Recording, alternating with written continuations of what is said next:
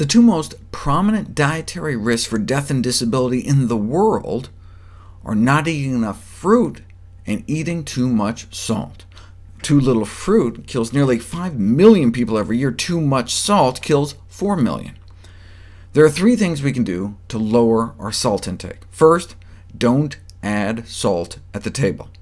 A third of us add salt to our food before even tasting it. Number 2, stop adding salt when cooking. At first, the food will taste bland. 2 to 4 weeks later, however, as the sensitivity of the salt taste receptors in the mouth become more sensitive to the taste of salt in the usual concentrations. Believe it or not, but after 2 weeks you may actually prefer the taste of food with less salt. Some of the flavorings you can use instead in the meanwhile, instead of salt, include using more pepper, onion, garlic, tomato, sweet peppers, basil, parsley, thyme, celery, and lime, chili, nettle, rosemary, smoke flavor, curry, coriander, and lemon. Even if you did add salt, though, it's probably better than eating out, where even at non-fast food restaurants they tend to pile it on. And finally, avoid processed foods that have salt added.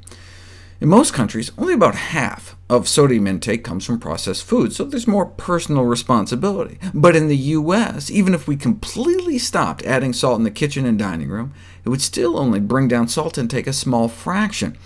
This has led public health commentators to note how challenging it is then for everyone to reduce their salt intake, since so much of our sodium intake is out of our control. But is it? We don't have to buy all those processed foods. We can choose not to turn over our family's health to food corporations that may not have our best interests at heart. If we do buy processed foods, there are 2 tricks we can use.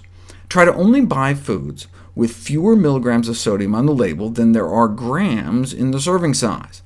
So if it's a 100-gram serving size, it should have less than 100 milligrams of sodium. Or you can shoot for fewer milligrams of sodium than there are calories. For example, here the sodium is 720, calories are 260. 720 is greater than 260, so this has too much sodium. And that's a trick I learned from one of my favorite dietitians of all time, Jeff Novick. The reason it works is because most people get around 2,200 calories a day, so if everything you ate had more calories than sodium, you'd at least slip under the 2,300 milligrams of sodium upper limit for healthy people under age 50.